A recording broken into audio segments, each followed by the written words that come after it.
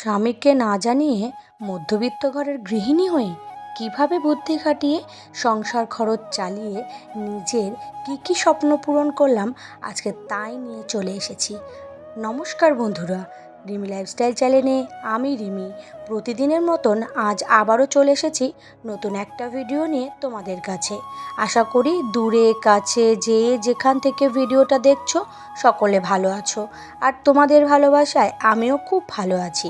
এই যে প্রতিদিনের মতন ভিডিওটা আজকে এখান থেকেই শুরু করলাম। আসলে আমার কাজের মধ্যে দিয়েই আমি আমার ভিডিও শুরু করে থাকি।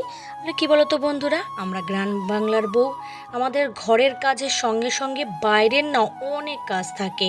এই যে দেখতেই পাচ্ছ কত কাঠকুটো, এগুলোকে গুছিয়ে রাখতে হবে। অসময় যখন গ্যাস থাকে না তখন আমরা কিন্তু কাঠে রান্না করি, আর বিশেষ করে আমার শাশুড়ি মা কিন্তু কাঠে রান্নাটাই বেশি পছন্দ করে। আমরা তেমন একটা কাঠে করতে পারি না, কিন্তু ওই যখন সময় পাই মোটামুটি তাকে গুছিয়ে দেওয়ার চেষ্টা করি। যাই হোক, অনেক কথাই তো বললাম, এবার ভিডিওর মূল কথায় আসি। ভিডিওর শুরুতেই বললাম, স্বামীকে না জানিয়ে আমি সংসার খরচ বুদ্ধি করে চালিয়ে কি স্বপ্ন পূরণ করেছি সেটা আজকে তোমাদেরকে বলবো। আসলে কি বলো তো বন্ধুরা, এই যে স্বামীকে না জানিয়ে যে আমি 5 লক্ষ টাকা সঞ্চয় করেছি, সেই ভিডিওতে আমাকে অনেকে অনেক ভালোবাসা দিয়েছে, এবং তার পরিপ্রেক্ষিতে অনেকের কমেন্টেও আমি 2-3টে ভিডিও তৈরিও করে ফেলেছি।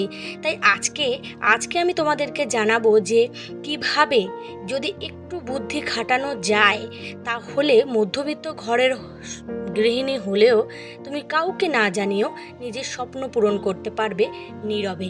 একটা কথাই আছে না, নীরবে অনেক কিছু ফলে, সেটাই তোমাদেরকে আজকে বলবো। কারণ বেশিরা যারা দেখবে ওই বোকা, তারা কিন্তু বেশি চিল্লাচিল্লি করে, তারা সমস্ত কিছু সবাইকে বলে দেয়, যার ফলে কিন্তু তার সফলতা অর্জন করতে অনেক সময় লাগে। কিন্তু আমি কিন্তু এটা ভুল করিনি, আমি একটু নীরব থেকেই আমার স্বপ্নগুলোকে পূরণ করার চেষ্টা করেছি। আমার খুবই স্বপ্ন ছিল যে আমার নিজের জন্য কিছু করব, আমার নিজের জমি হবে, আমার নিজের কিছু চাহিদা সেগুলো আমি পূরণ করব, আর সেটা কিন্তু আমি একটু গোপনেই করেছি। যেটা হচ্ছে কি, সম্পূর্ণটাও কিন্তু আমি আমার স্বামীকে জানাইনি। আসলে কি বলতো বন্ধুরা, কিছু বিষয় না একটু গোপন করেই রাখতে হয়। যেমন আমি বলি, আমি কিন্তু আমার নিজের যে ইনকামের টাকা, সেটা কিন্তু আমি সংসারের 1 টাকাও খরচ করি না। কারণ আমার নিজের ইনকামের টাকাটা আমি সম্পূর্ণ কিন্তু সঞ্চয় করে রাখি, আর সেটা কিন্তু কতটা এবং কি আমি মাস গেলে ইনকাম করি বা কত টাকা আয় করি, সেটাও কিন্তু আমি কাউকে জানাই না। অর্থাৎ সেই হিসেবটাও আমি কিন্তু কাউকে দিই না। এমনকি আমার ইনকামের হিসেব আমার স্বামীও জানতো না, এখনও জানে না যে আমি মাস গেলে কত টাকা আয় করি। সেটা কিন্তু সে জানেই না। টিউশনি পড়িয়ে কত টাকা আয় করি, আর মেশিন চালিয়ে মোটামুটি সেটা কত টাকা আয় করি, সেই হিসেবটা রাখে। যেহেতু আমাদের মেশিনের হিসেবটা আমার হাজব্যান্ডই করে, সেটা মোটামুটি জানলেও কিন্তু আমার টিউশনি পড়ানোর যে হিসেবটা, সেটা কিন্তু কেউ জানে না। এখনও পর্যন্ত আমি কাউকে কোনো দিন বলিনি। এই বিষয়টাকেই আমি সম্পূর্ণ গোপন করে রেখেই কিন্তু আজকে আমি আমার 2টো স্বপ্ন পূরণ করেছি, অনেক বড় বড় স্বপ্ন, যেটা একটা গৃহিণীর পক্ষে অসম্ভব। যেহেতু আমি একটু কষ্ট করেছি, পরিশ্রম করেছি, তাই জন্যই কিন্তু আমি সফলতা অর্জন করতে পেরেছি। তাই জন্যই তোমাদেরকে সবসময় বলি, একটু নিজের জন্য যদি কিছু করতে চাও, বা হয়তো সেটা অর্জন হয়ে আসছে, সেটা না সম্পূর্ণ সবাইকে বলতে যেও না। কারণ কি বলো তো, তুমি যদি সম্পূর্ণ বলেই দাও, তাহলে দেখা যাবে তোমার সেই কাজে বাধা আসতে পারে, বা তুমি টাকা জমাতে না পারো সেরকম ব্যবস্থাও তারা করতে পারে। তার জন্য একটু আড়ালে আবডালে সম্পূর্ণটা করা ভালো। হ্যাঁ, আমি স্বামীকে জানাইনি, কারণ যেহেতু আমরা যৌথ পরিবারে থাকি, আমার স্বামীকে জানানো মানেই সম্পূর্ণ বাড়ির লোকেরা অল্প অল্প করে জেনে যাবে। তার জন্যই তাকে বিষয়টাকে আমি জানাইনি। আমি যখন সম্পূর্ণ সাকসেসটা অর্জন করেছি, তারপর আমি তাকে বিষয়টাকে জানিয়েছি। দেখো, আমার কাছে তো একা একটা জমি কেনা তো আমার পক্ষে সম্ভব না। আমার হাজব্যান্ড দেখে দিয়েছে, তারপরেই কিন্তু আমি করেছি। কিন্তু টাকা জমানোর আগে পর্যন্ত তাকে আমি কিন্তু সম্পূর্ণটা একদমই জানাইনি। যাই হোক, অনেক কথাই বললাম, এবার আমার স্বপ্ন দুটো বলি। এই যে আমার নামে আমি কিছু টাকা ফিক্সড করেছি, এটা আমার অনেক আগে থেকেই স্বপ্ন বলতে পারো। সেই স্বপ্নটা আমি পূরণ করেছি। আর একটা স্বপ্ন, যেটা হচ্ছে আমার নামে আমি জমি কিনবো, সেটাও কিন্তু আমি পূরণ করেছি। এই যে দুটো স্বপ্ন যে আমি পূরণ করতে পেরেছি, সত্যি কথা এটা পূরণ করতে আমাকে কিন্তু অনেক পরিশ্রম করতে হয়েছে। যখন এই কাগজ দুটো হাতে আসে না, বা আমি যখন দেখি না, তখন কি বলবো কতটা যে আনন্দ হয় সেটা বলার বাইরে। আর সত্যি কথা বলতে এখনকার দিনে দাঁড়িয়ে একজন গৃহিণীর সংসারের হিসেব চালিয়ে নিজে পরিশ্রম করে আয় করে এই যে এতটা করতে পারে, সেটা আমি নিজে ভাবলেও একটা সময় অবাক হয়ে যাই। যাই হোক, এই যে দেখছো দুটো স্বপ্ন আমি পূরণ করেছি, এটা সম্পূর্ণ আমি আমার দায়িত্বে কিন্তু পূরণ করেছি। কারণ আমার হাজব্যান্ডের আমাকে অতটা হেল্প করার মতন সামর্থ্য নেই, কারণ যেহেতু সকলেই জানো আমি যৌথ পরিবারে থাকি, সমস্ত কিছুরই একটা নিয়ম শৃঙ্খলার মধ্যেই থাকতে হয়। যখন যেটা চাই বা সেটা আমি পেয়ে উঠতে পারি না, এটা আমি যেদিন থেকে বুঝতে পেরেছি, আমি সেদিন থেকেই বলতে পারো ইনকাম করা শুরু করে দিয়েছি। অল্প অল্প করে ইনকাম করেছি, অল্প অল্প করে সঞ্চয় করেছি। প্রথমে যখন টিউশনি শুরু করেছি না, তখন আমার কাছে বলতে পারো দুজন ছিল, আর মায়না তখন আমার 250 টাকা হতো। কিন্তু আজকে সেটা কিন্তু আমার প্রায় 10-12 হাজার টাকার কাছাকাছি পৌঁছে গেছে। কাছাকাছি বলেছি, সম্পূর্ণটা কিন্তু আমি বলবো না, কারণ সম্পূর্ণ ইনকাম কেউ কখনো কাউকে বলে না।